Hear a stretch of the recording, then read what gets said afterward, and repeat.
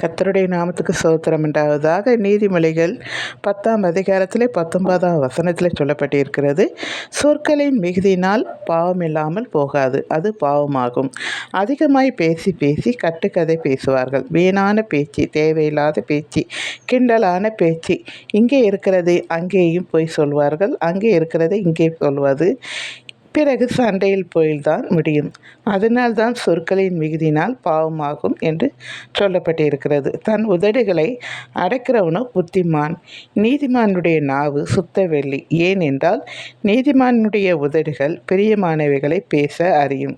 சிலர் பிரச்சனை வந்த பிறகு யோசிப்பார்கள், நாம் இதை பேசாமல் இருந்திருக்கலாமோ, இந்த இடத்தில் அமைதியாக இருந்திருக்கலாம், நாம் தவறு செய்துவிட்டோம் என்று சொல்வார்கள்.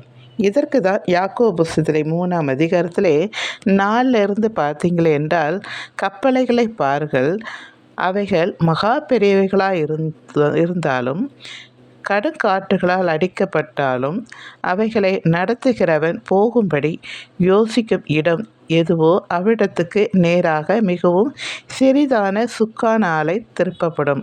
அப்படியே நாவானது சிறிய அவயவமாயிருந்தும் பெருமைகளை பேசும்.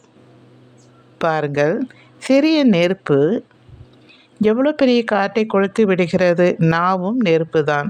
அது அநீதி நிறைந்த உலகம். நம்முடைய அவயங்களில் நாவானது முழு சரீரத்தையும் கரைப்படுத்தி ஆயுள் சக்கரத்தை கொளுத்து விடுகிறதாயும் நரக ஆக்கினியினால் கொளுத்தப்படுகிறதாயும் இருக்கிறது.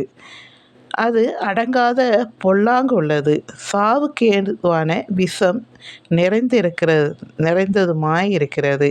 அதனால் நாம் பிதாவாகிய தேவனை துதிக்கிறோம், தேவனுடைய சாயலின்படி உண்டாக்கப்பட்ட மனுஷனை அதனாலே சபிக்கிறோம். துதித்தலும் சபித்தலும் ஒரே வாயிலிருந்து புறப்படுகிறது. என் சகோதரரே, எப்படி இருக்கலாகாது? மிகவும் சகோதரிகளை சொல்லலாம். அவர்கள்தான் நிறைய இப்படிப்பட்ட காரியங்களை செய்கிறார்கள். அதனால் கிளவி கட்டுக்கதைக்கு